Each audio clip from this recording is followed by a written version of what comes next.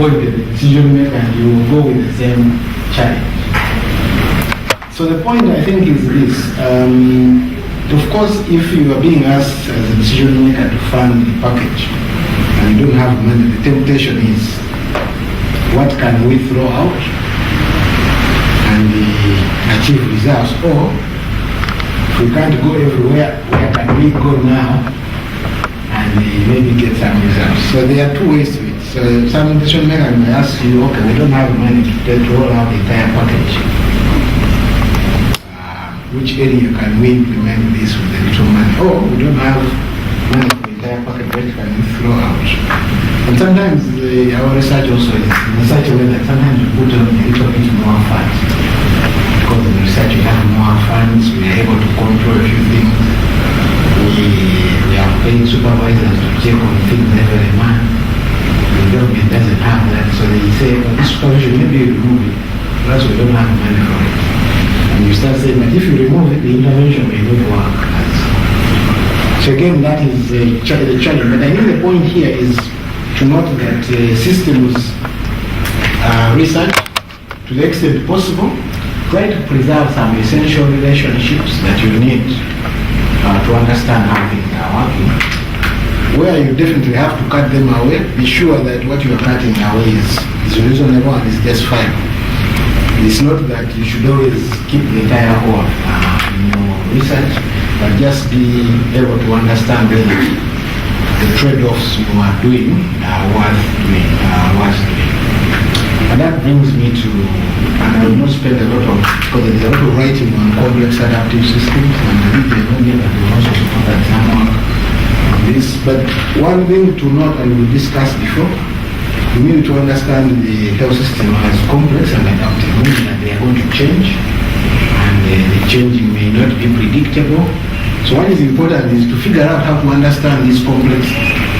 And again, the beauty of reading outside of the health sector, you find that people have really come up with those things. Those people who study weather patterns, by the way, are the best in terms of understanding complex things. So the weather can change easily. They wonder how they predict that there's going to be a hurricane in this place, and they are using these things.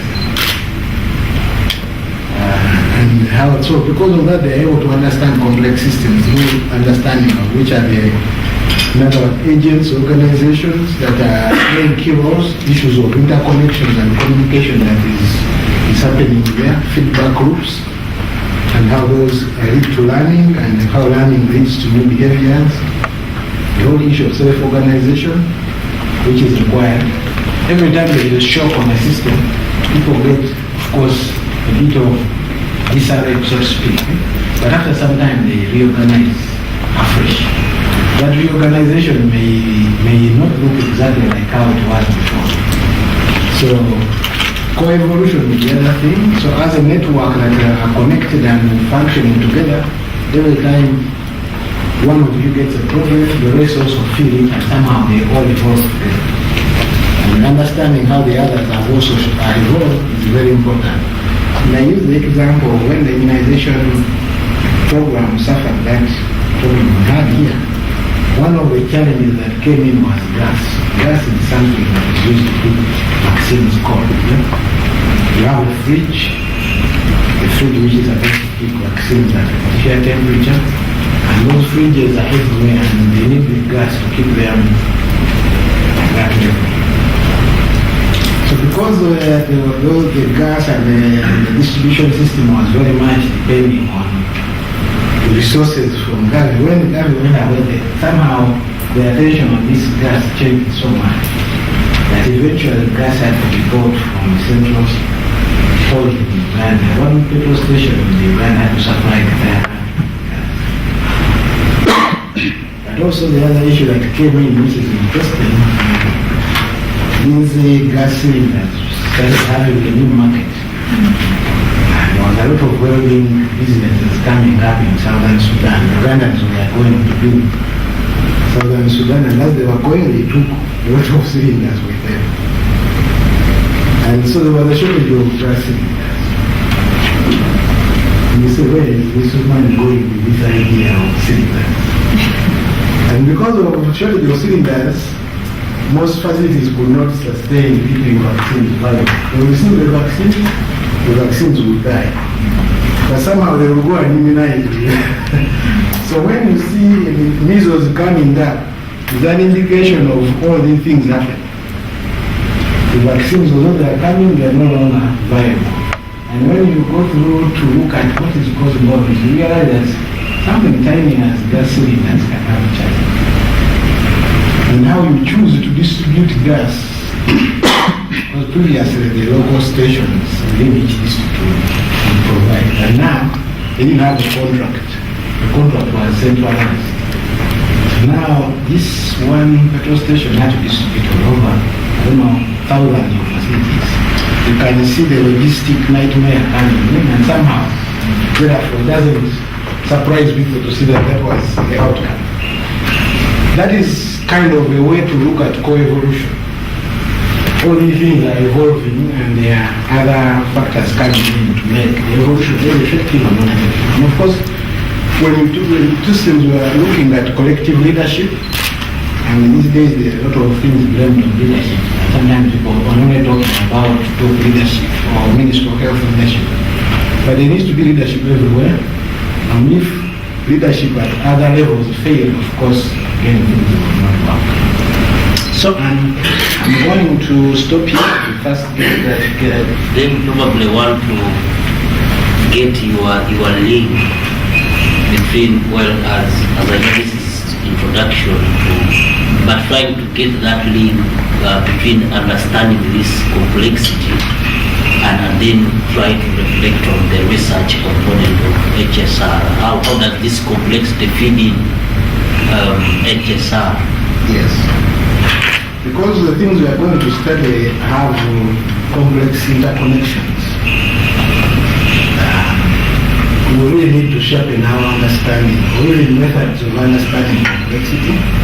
I have a feeling that if you go thinking that you are going to study why these epidemics have come up, you may go concluding that because the vaccines were not well financed, because that's the quick thing you can get at. You will come back and recommend let's have the financing of vaccines improved. But you may actually not say that the financing should be directed towards these specific aspects. The market flow, for example, for cylinders, you may not have reached there because you just stopped. We didn't want to go into understanding the complexities. Your analysis, of course, will show that financing is related to. But what is it that is creating that? And how, if you are to get the money, where do you put it? Now, you may not have reached there partly because that requires a different kind of orientation of research. Your research should have been wired up a little bit more to understand those connections. That's what I'm trying to do that. Dissection and an anatomy of physiology. I'm just thinking in terms of examples that surgery might be just putting the two together in terms of the example, because the element of time is embedded in this, that this is something that is moving. And surgery you have to, has to be live, whereas dissecting, kill the thing first and then you dissect. Then I think you're missing the point of the health system. In the sense that you are killing the wound, not the person. Yeah, I think the person has to survive. Yes. To not be called surgery, it will be a postmortem.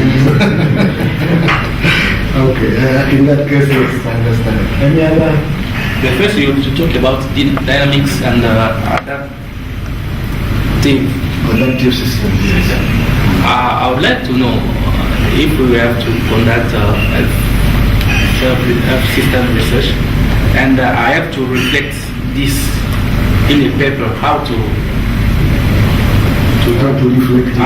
reflect that there is a dynamics and adaptive, and the second, how to reflect the interconnection between units in a study. Okay. Yeah. Sometimes there's some case I think I don't know if the time will allow us to look at the processes. But the first one is about dynamics, how do you reflect them? One of it is to, of course, figure out if you are interested in, let's say, that example I'm talking about, immunization. You could actually study immunization over a period of time. You are interested to look at how the performance of the immunization program has been in the last 4 or 5 years. And in there, you are going to probably look at different either trends in terms of performance, in terms of children being immunized, if you are interested in childhood immunization, or you are also trying to look at these measures of underperformance. If, for example, epidemics are a reflection of immunization program not working, you may look at immunization program performance, but also look at indicator like epidemics of immunization or immunizable conditions over time. And that, those two can give you a sense that here I think there is a blip, something is happening. And then you can say if the blip is happening this year, what is going on around that year that you can, or from that year now we see epidemics are coming, what is it that is going on? Then figure out how do you answer that question. You may either go down to the immunizers on the ground and say, are the immunizers stopped going to immunize? Are the communities no longer coming? And if you find all those are show that they are continuing, then you start looking elsewhere. Are the vaccines viable? Then you start also to think of what is the system of keeping vaccines viable.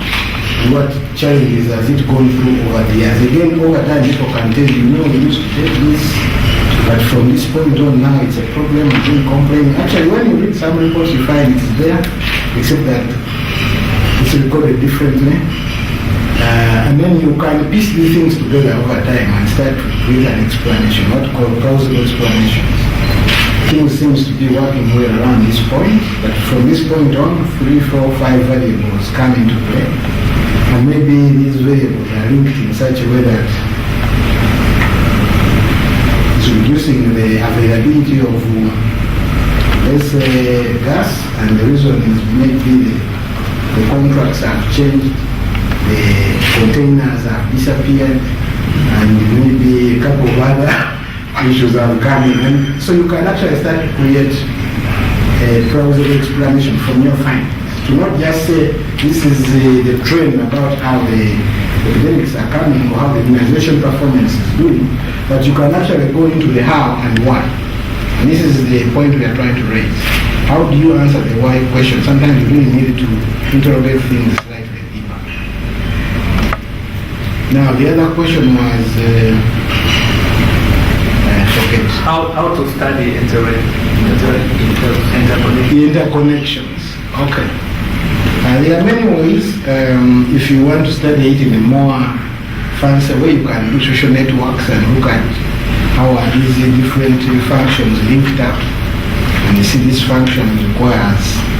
If, for example, this workshop here, if I was to look at what it requires to organize this workshop, I would go through quite a number of relationships. You really need the health system hub. The hub is depending on future health systems project. The school public health, they are hub leaders somewhere. There is this time is convening, you need a hotel where to stay. You can combine all these things into a relationship which you can map out. So for this thing to happen, you actually need all these relationships to have function. And if we had, for example, in the morning, one of our Kenyan colleagues didn't come, and you can again figure out factors that can, the dean also didn't come, the director of the hub. They have the same factor. They lost relatives. So I don't know how many other people lost relatives that didn't come. So I can start to piece out and say one way, either to reduce the attendance here is look at relatives not dying at that point. But that is to make a joke. But just to give you a sense of, for a task like this to happen, you may actually have essential players. And how are those essential players doing? We are going to have evaluation forms and leave at the end of the workshop. And what we are going to look at is the performance of those players and how the headed to make this successful or less successful. What you are looking at is relationships. And they are going to analyze them and they are going to give you feedback. I mean, I don't know the answer to your question, but yes, you have to be innovative about what it is that you are looking at as an outcome and who are the players and how the connections are functioning. Because should those relationships not function well, then maybe the outcome you are seeing is because of one or two of them that need to improve. I am just imagining, and I'm not sure if I picked you well on the first component to try and reflect the dynamics and stuff like that. I thought what you were talking about was to relatively increase the time that your research might cover, so that you are able to capture that time series dynamics, but also increase the number of agents within your research. I mean, if you are, for example, doing a qualitative study, you probably want to increase the number of institutions or people that you are going to include in your research, so that then you are able to capture as many issues as possible. This is a process mapping that I did, trying to understand how organizations in the hospital are going to deal with the bonus they get. And I was interested to figure out, when the money comes, what processes it's going to go through. It's really looking at the dynamics in there. So one place, the first hospital, money comes in because they've achieved some bonus, they are selected, they are audited, and of course they had to go, they decided they are going to create a criteria that they are going to use. And one of the criteria had issues to do with fairness and trust. And then the other one was whether individuals should get teams, or the organization should use the money as an organization by maybe building a fence or a gate so that the whole organization benefits. Or you give a department, in other words, you can say the department, let them get, let's say, what are those, blood pressure machines, or let them have kettles and boil tea and take, that is a departmental. The other one is to say the individuals who have performed well, let's nominate the performers, 3 or 4, and give them the money. They get a brown envelope. So they make, of course, a decision, and eventually that decision drives who gets the money. Now that is trying to put this thing called the bonus into trying to understand what is it going through and why. That's the process you're trying actually to map out. You're studying the evolution of the bonus. I didn't give the full findings there. But that's an example you can actually do. Trying to understand when something comes, what does it go through? Or, depending of course the question you have, you may figure out whether that question is require you to actually go into the process of understanding or just a snapshot of what is happening. But sometimes you can actually, when you do this, you can even find the players, who is playing the role here versus their fans there. And again, you can look at, so maybe some few people are leading the process, maybe others are falling off or disagreeing, and somehow they are left behind, or they go and create their own dissatisfaction coalition. These people have used the money for the wrong thing, let's go and fight it, which actually was happening in all these things in that study. But the point is, it should be driven by the question you ask. Don't just do it for the sake of doing it. Make sure that the question you're asking requires that you understand the dynamics and the relationship. If it does, then you should be able to figure out how the research can actually collect it. But if the research question does not bring those into perspective, you should not just bring them on just for the sake of it. I'm trying to reflect on the issue of interdependence, interaction. Now, there is this popular intervention now of result-based financing, where, like maybe in a facility, if maybe a certain department is awarded something for having achieved a certain target. So, for example, in my country, at this pay for performance, which was piloted in one region called Coast Region, and it was targeting to reduce the maternal maternal mortality, and then so it was targeting basically the reproductive and child health unit.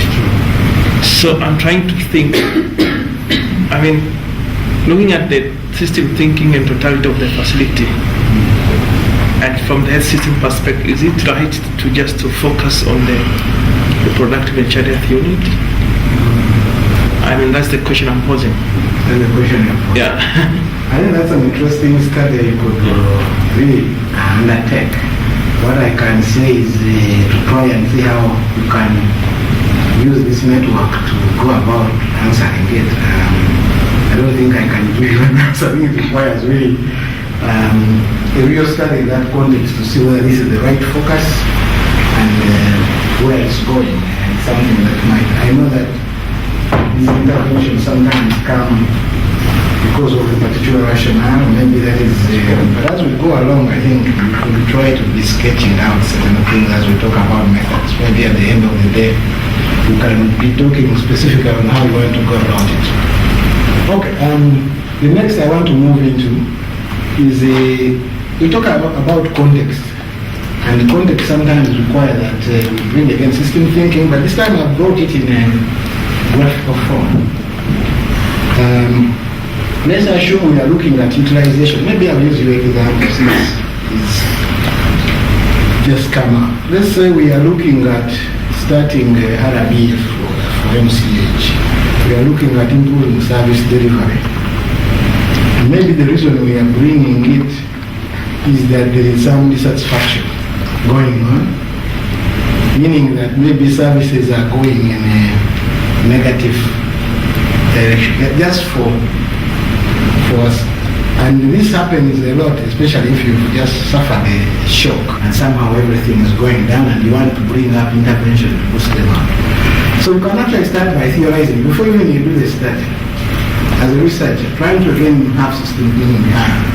How should this concept of improving service delivery in this area going to behave? So we are doing, it is going this way, and we are most likely going to introduce RWF somewhere here, and hopefully it will go up, and at some point it can't continue going up, it starts leveling off. That's usually the normal life of intervention. Yeah? Not so.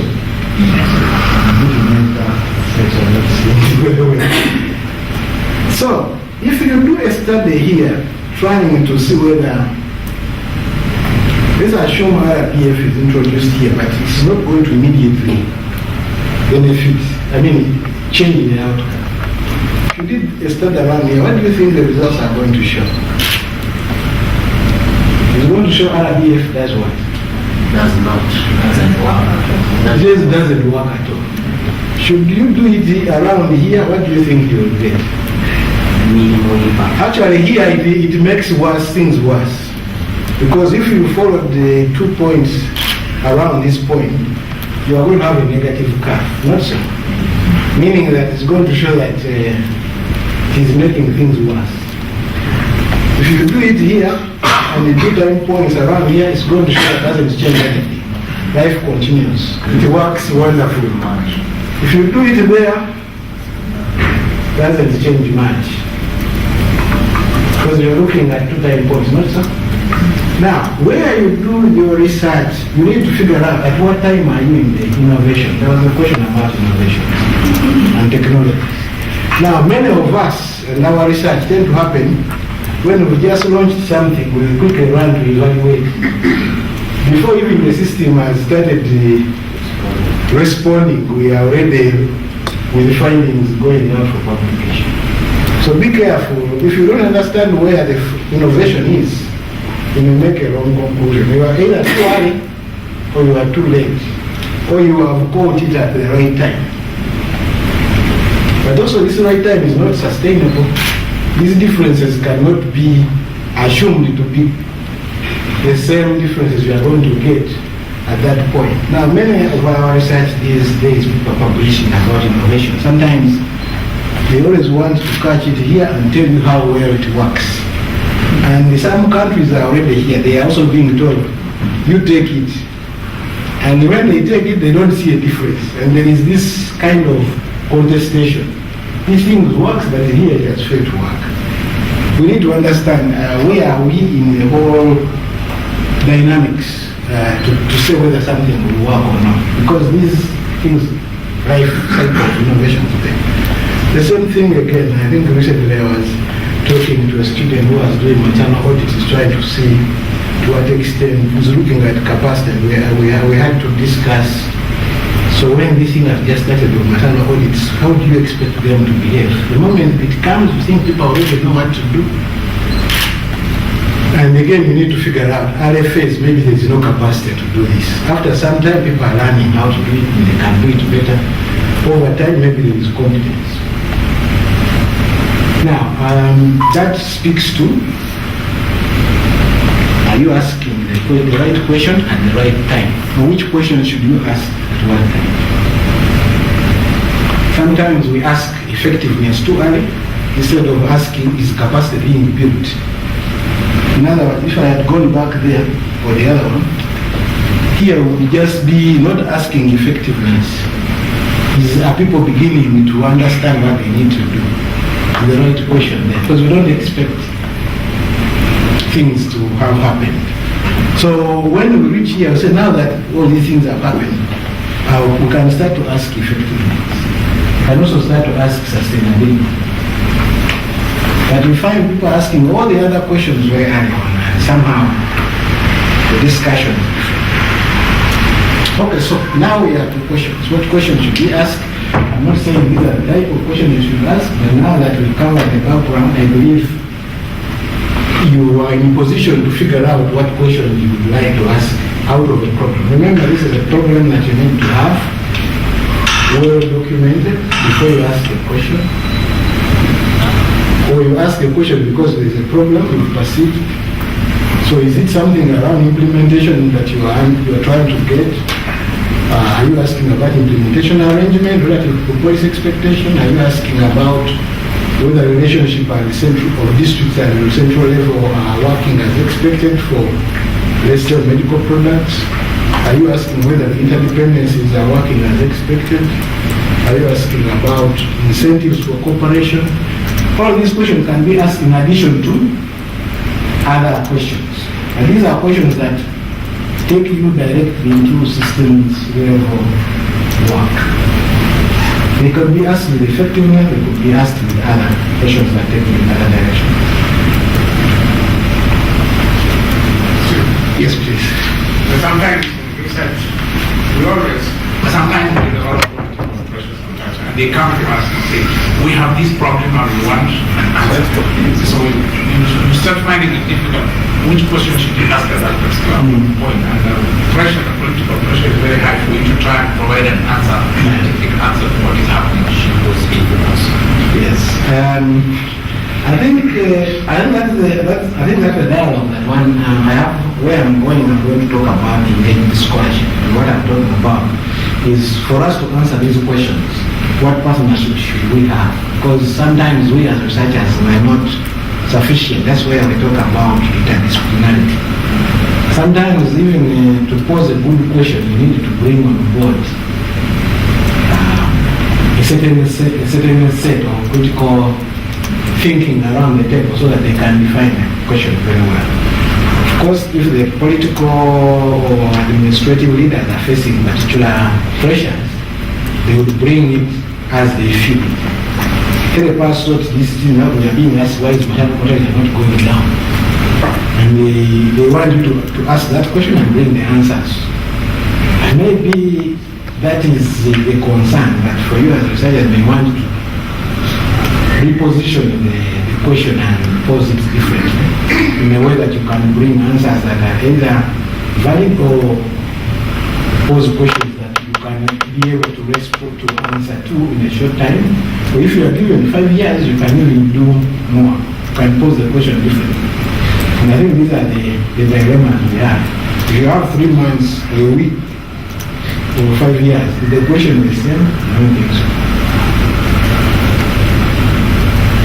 So I think with that, I prefer to call it a negotiating question. And I do work a lot with the political pressure because of our relationship with the ministry. And sometimes we really have to go and say, "Man, this is what you put in the concept note for the term of reference. I don't think it makes sense for us. We can't give you good answers. Why don't you?" Sometimes we get that way, sometimes we don't. But then eventually we write a big section on the limitations of this term. I'm not able to answer it. Okay. So in general, questions need to be asked depending on the problem. And sometimes the questions also can be asked, although it's the same problem, but this, let's say if you are looking at poorly motivated staff, you may find that if you're sitting at a small micro level, a hospital for example, what you can answer is slightly different. But if you have sitting at a macro level, you may answer, or you may ask a question slightly differently. And if you are able to do both, then you'll get better answers. So that, I know that lunch is not far, so I have that also confused. I want to pause here, see if they have confused you a lot, and see how we can move to the next. Where we now start to think about the research processes themselves and how to go about it. The challenge I have here is to appear that I'm not giving a lecture, but I'm trying to facilitate us to go and facilitate their own. So the point is, I'm going to depend on you saying, how do I explain, or is there another way to bring that on? Because the idea, the understanding that you may want to use some of these materials, one or the other, in your own setting. You may want to approach this slightly differently. What we've just gone through is to understand initially the definitions and what they imply, and then looking at what is the characteristics of systems and how they differ from other research traditions, and then bring on some conceptualization which helps us to understand whether this research is too early, too late, or an appropriate time, and what kind of research questions one need to ask where. That was the reason I was trying to go through those. Just to start to point you to the life history of most interventions. These interventions also have their life, and some of this life is almost known. Not that they all behave like that cover shows, but some do. But you may want for your intervention to see what is the life cycle, and see are you at the right point to ask this question or not. The micro and macro, differentiating between an institutional audit or just something operational that the result really is meant for that particular institution, and therefore you can't really extrapolate the results. I wonder whether you can comment on that. On extrapolation? When you have something which is micro, and then you look at something that is a particular institution, which somebody might even deem as this is just operation of a particular institution, and therefore you're trying to study a system, but it's so context specific that you now can't apply it, or you have difficulty applying it elsewhere. Yeah, I think that's a very good observation. As we've already said, there are many context-specific issues around this.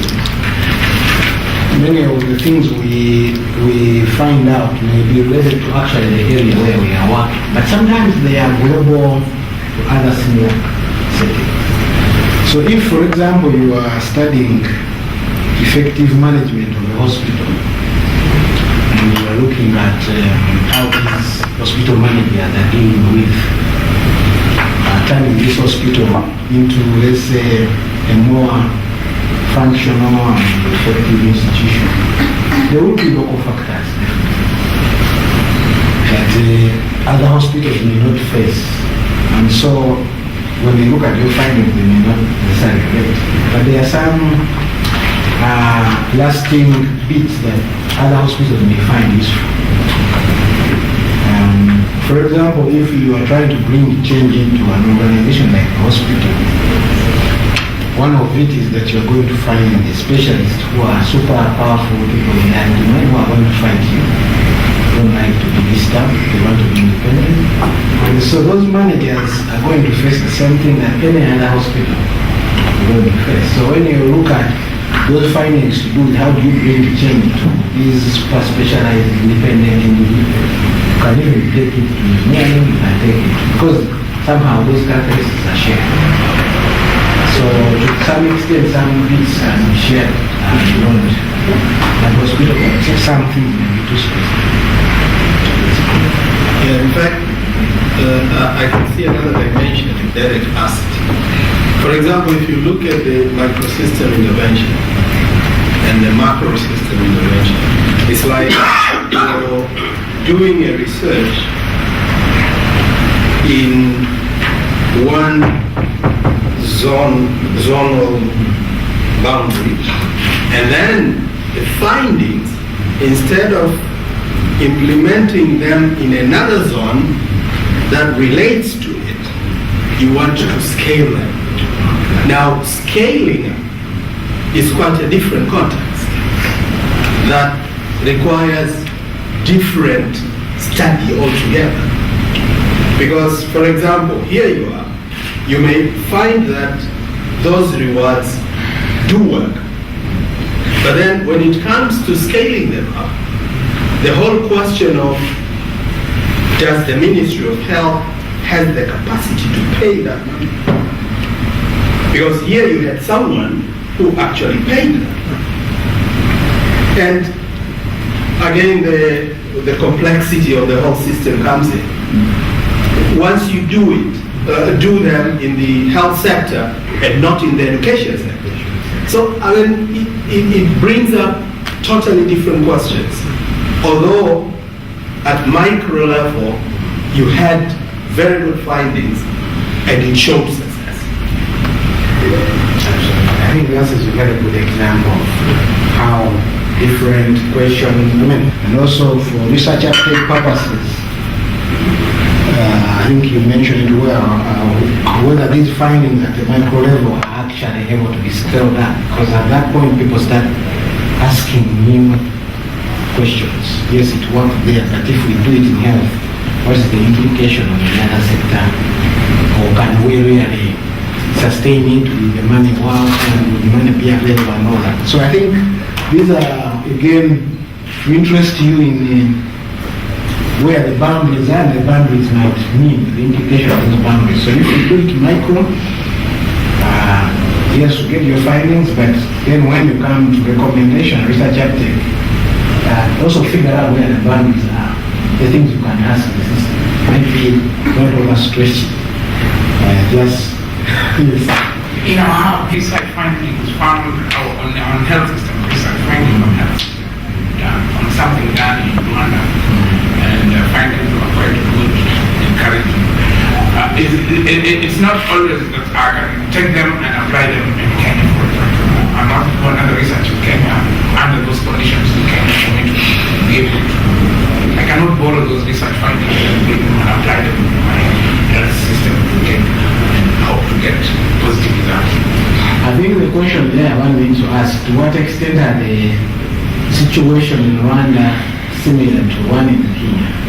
And if you are able to answer that positively, then maybe you can adopt them without so much. And if you find there are changes, then figure out if there are differences between Kenya and Rwanda, how can you adapt these findings to fit the Kenyan environment?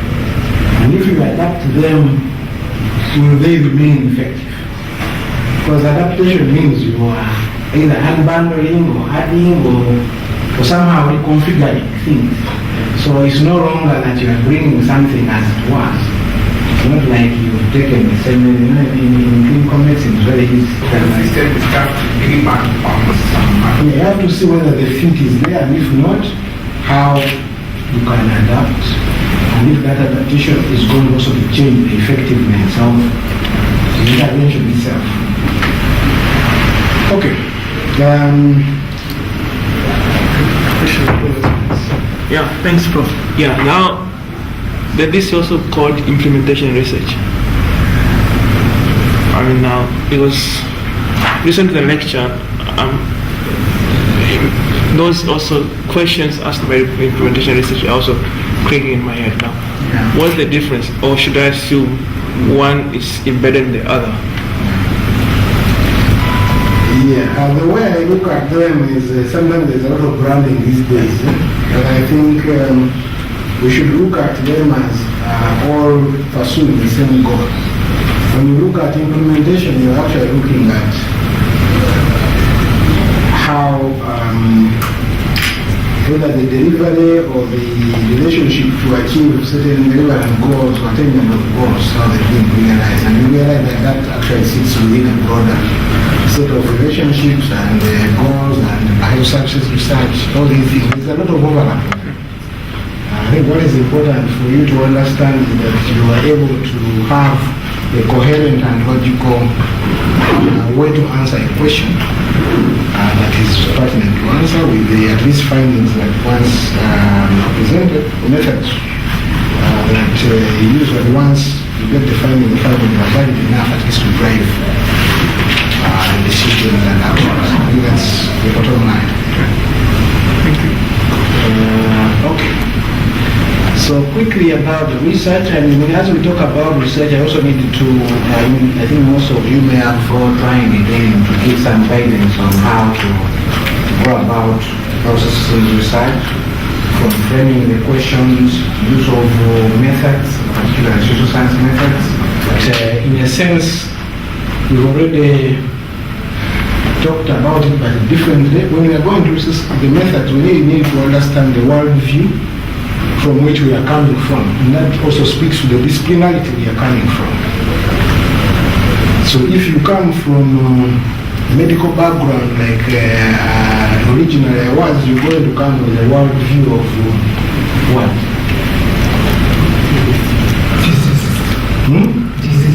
Yes, diseases and solving problems at whatever cost this person needs to be discharged well, and I need to use the science of my trade and do whatever I need to do to ensure this person goes home. There is a discussion now in South Africa about doctors helping people who want to kill themselves. And when we were at the BBC, the Minister of Health there, who happens to be a doctor, I said, I've never seen a medical school training people how to execute people. We should not ask doctors to kill. So anyway, if you come from the world view of statistics, means and value and confidence intervals, you really need some quantification, not so? If you come from a view of rights, you will want to see how gender and other rights are being. Sometimes I go and give talks and people, but you're not talking about gender. The topic had nothing to do with it. And somehow, depends on where people come from, they keep listening out. So the world view is very important. Why is it important? The rest I think we talked about, but it's important that we understand a lot of theory. Theorizing, I've already taken you through some of them, but we conceptualize an innovation coming into the system and how it's going to behave. That's already theorizing, but you need to have a theory around what you're trying to study. The theory is either something you are going to arrive at after the finding, or you're going to start with as you go into the study. And I want to encourage you to embrace that because they are very helpful. So that also gives you some kind of a conceptual relationships of what needs to happen to drive action or to lead to outcomes. And so if you go into this, what are the mechanisms of action or theories of change? But also in health systems, we want this issue to something called realism. We need to be realistic with our findings so that we do not only I always like what I read, and but every time I ask, can this thing work in the lab? Because I know what Uganda looks like, not that I'm being pessimistic, but I keep asking myself, this is too good to work.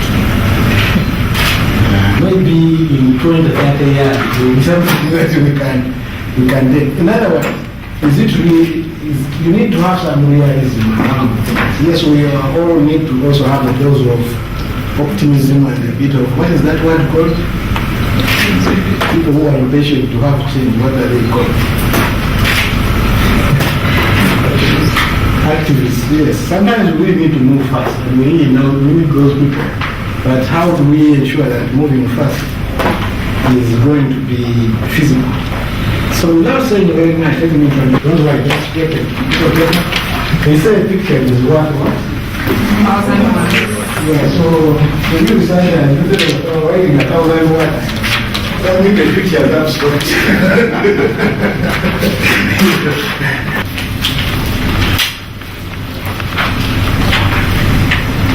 If you look at it so much, you may not get the right. So it's better to glance at it and write it.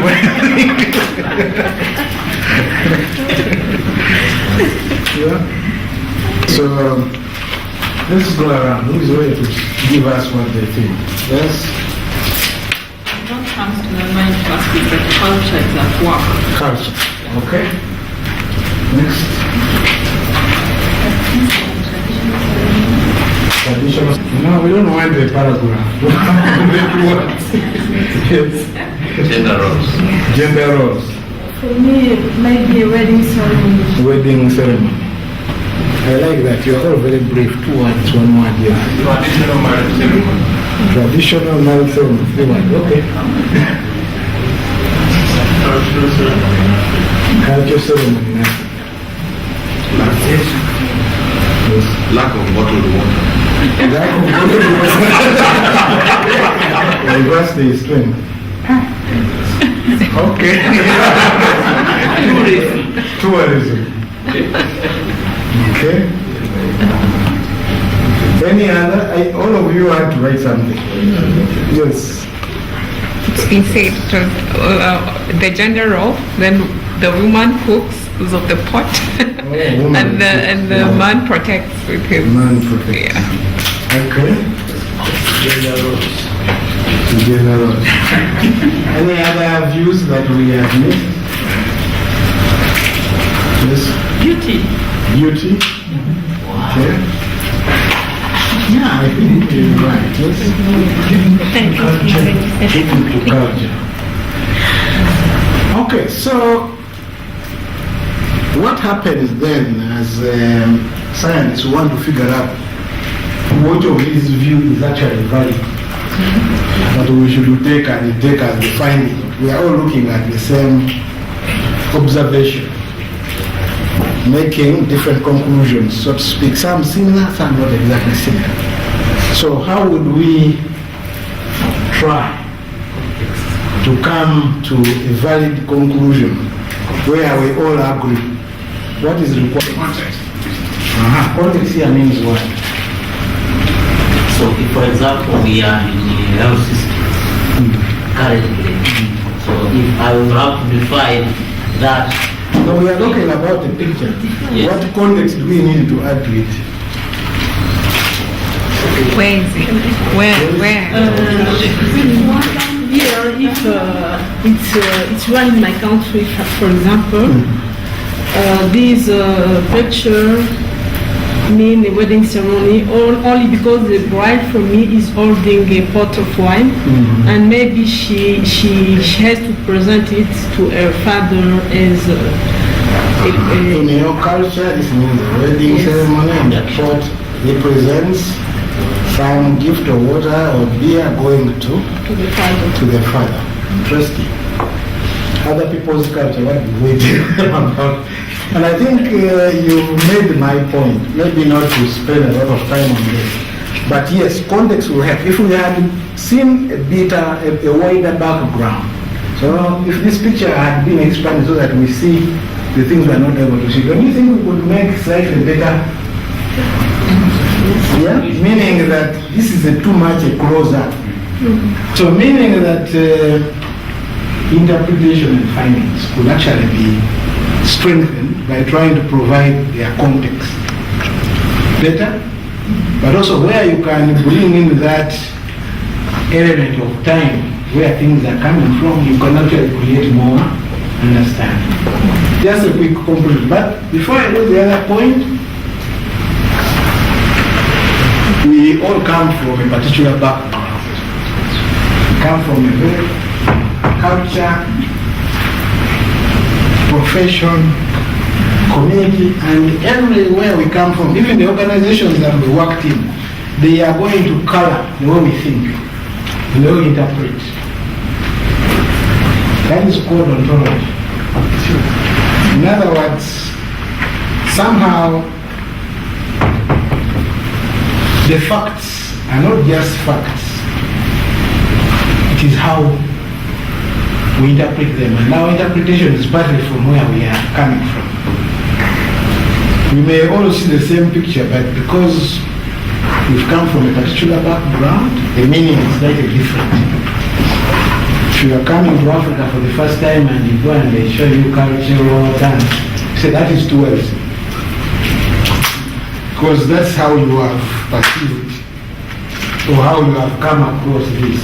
If you come from a tradition where this is the wedding road, you will call it a wedding. If you are coming from another, so basically that has a challenge in our, because even as researchers, that also brings in to something. I'm not going to spend a lot of time here. All of these ontology, epistemology, paradigms, all affect the methods we are going to use and how we interpret things. And so, if we have to arrive at a right answer, sometimes we need to work with many different views to say, okay, this is what we find, you what do you think, you what do you think. And so somehow maybe we need to come to a consensus of what needs to be done. Because otherwise, Freddy will just look at this thing and say, that is Buganda culture, that's how these people wear. And another one will convince them, no, that is tourism, shows tourism as people, where people show leadership is very strong, others say leadership is very bad. And they all are looking at the same facts. We really need, when we to do methods, we need to be sure that we understand that the world that exists out there also kind of is going to be interpreted by what we are conditioned to think. Also the questions we ask are also going to be conditioned by how we have, or where we are coming from. The interpretations we are going to make of findings is also going to be colored by it. And so every time you make a conclusion, ask yourself whether you are just being, it's called reflexivity, I think, in the research, not so? Those of you who haven't found out what reflexivity is, you question in your mind, am I being rational in making this, or is it coming from me really, or is it the finding? And that is, I think, a summary. I don't want to go into detail because I'm not an expert on this ontology, epistemology, and other way. But it's important for us as researchers to know that where we're coming from has an implication. So some come from very positivistic answers, other people want to generalize and write conclusions that are portable and could be generalized, and they like sample size a lot. Those and they are going to always be asking, if I am doing good science, you write these things, but there is no methods. They will not see methods. And a friend of mine, some years back, but Fred, this thing we published, I don't see it.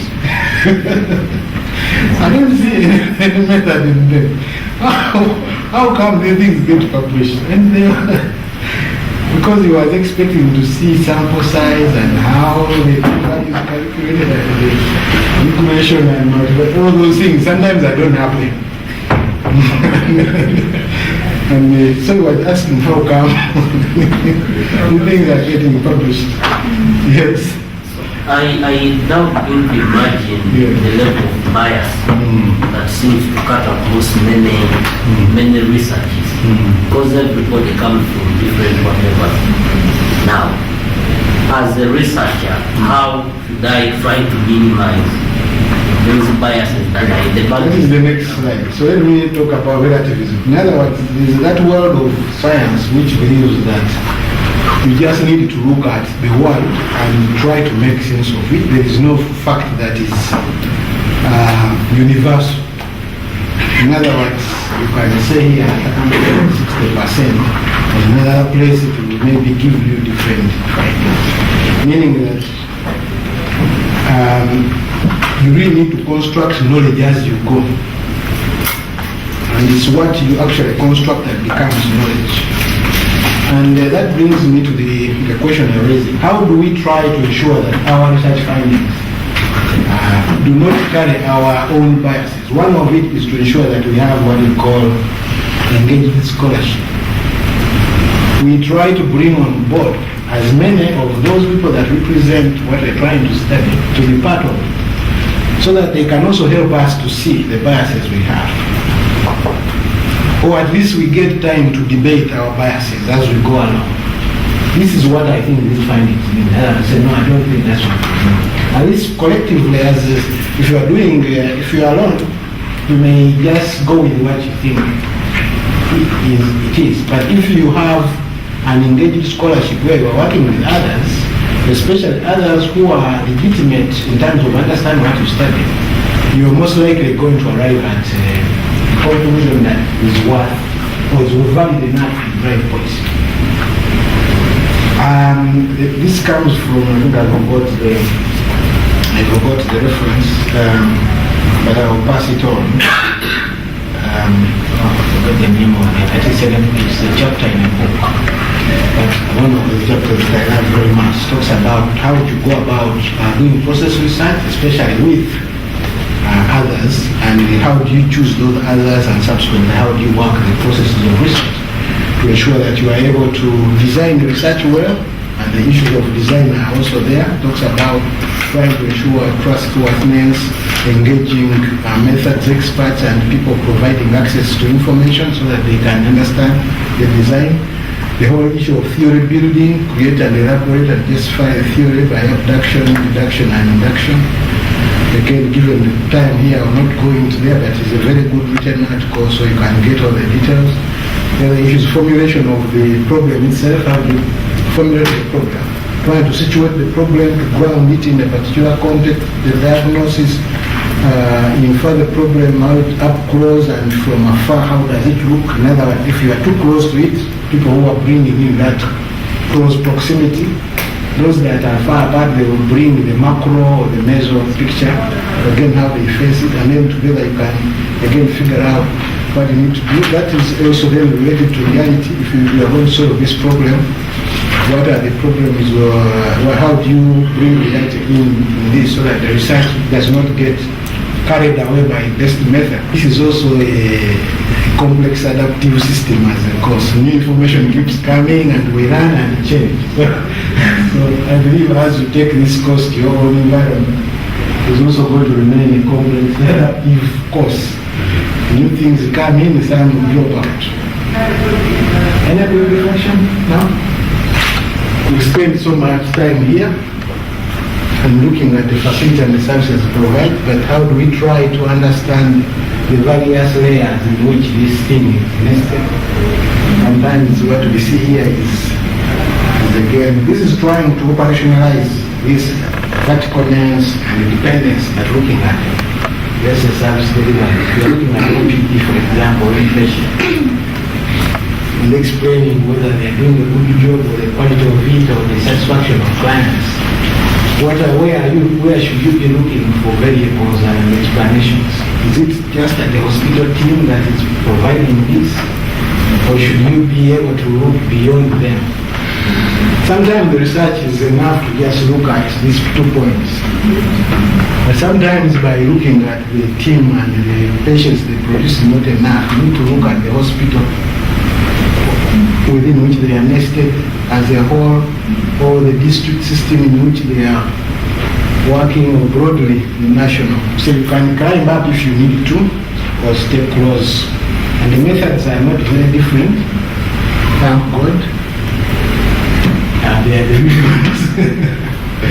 They are the usual ones, but to make sure that they are applied rightly for the right question. So we always are going to use the quantitative and the qualitative and sometimes mix them. How you mix is going to be driven again by the particular question that is being. Sometimes we look at comparative purpose to see where we need to use what and why. The purpose, of course, quantitative helps us to be precise in measuring things that we need to measure or to compare variables. to establish relationships and inferences within sample populations. For qualitative, usually are drawing meaning and trying to understand context and processes. We also try to discover unintended events or understanding the whole. And of course, if we're trying to develop theory, that's where we're trying to develop theory, is like trying to understand which variables and how they relate. That's another way of saying theory. Conceptual frameworks, they are used again in both. One is usually, the other ones are variants that we could explain. The other is a conceptual framework that helps you to understand processes and context. Research questions, again here for quantitative, we are looking at research questions that help us to measure variance, correlations, and testing hypotheses. The other side, we are trying to measure with qualitative methods, process questions, things like how and why, and drawing meanings from them.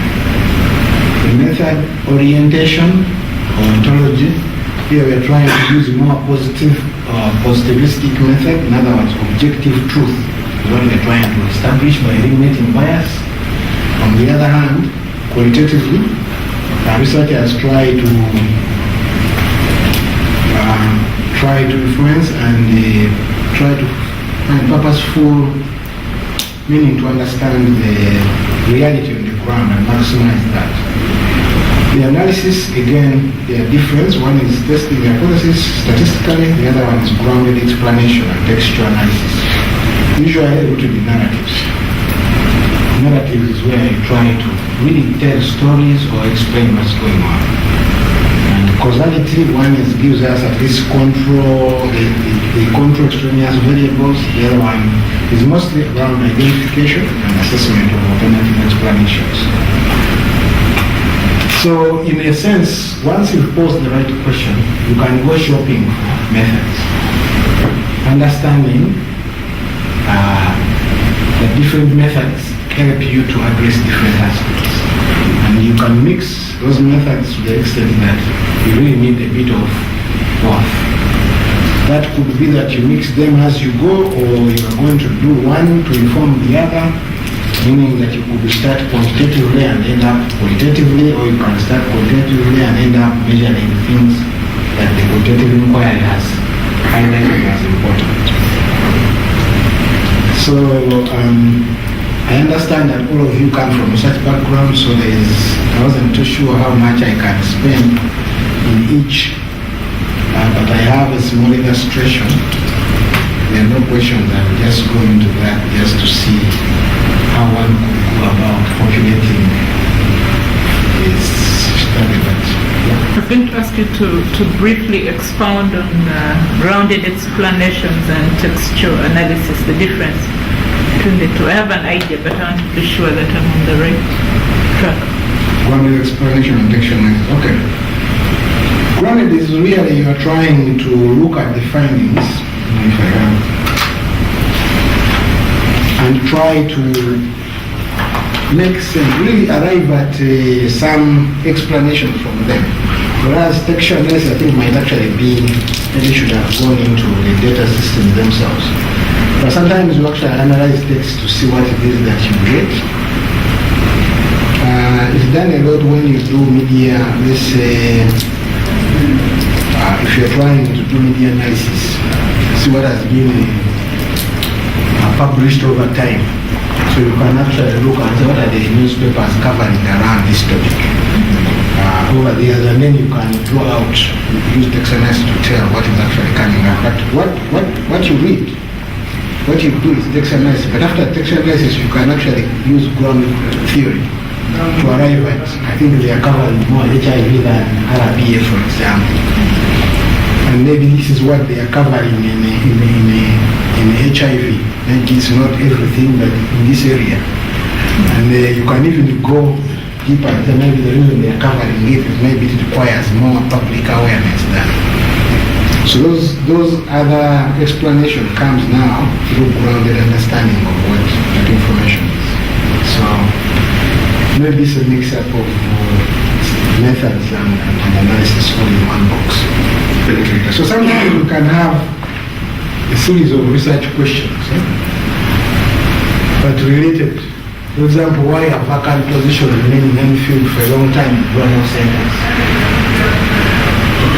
How does vacant position affect the workload of available health workers in the same place?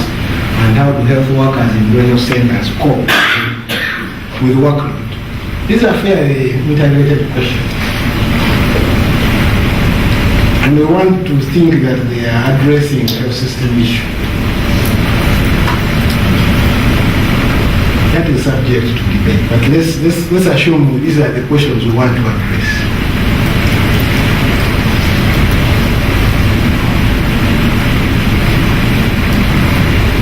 So of course one can turn those into objectives, so that's not a problem. It's important that we start with the question, and once you pose the question well, there's a saying that the question well posed is half answered.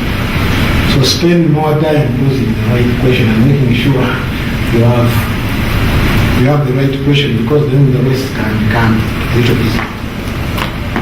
And of course then we want to launch into how do we understand these concepts and how are they related? Because as we said, these are likely to be interrelated. But for the lack of, I'm not a very good artist, so I just decided to draw a simple and see how do they relate. So there is vacancy position, there is workload, there is coping. Those were some of the words, not so? And then trying to understand, okay, vacant position, what are the things I should be looking at? Understand vacant positions. So you may end up saying, let's look at the recruitment processes. Maybe they are important, because if they work well, maybe the vacancies may not stay long and fill. Other we could look at short stay, how maybe those ones are working, but people are not staying long enough. There could be other factors. So you start to bring those there so that you understand what's happening in that box. But how that those boxes relate to workload is another issue. We all know that if people are fewer, either patients will not come, or if they came, there's going to be what? Most of you have been in that. So if the people continue to come and the numbers are continuing to be small, of course the workload is going to expand, and maybe very soon the people are going to get tired and they also leave. So you could have what we call a domino effect. One thing worsening the other, and then everything goes down. So again, look at how do the demand for health services continuing to flow, or has it also reduced? Because it will affect the element of workload.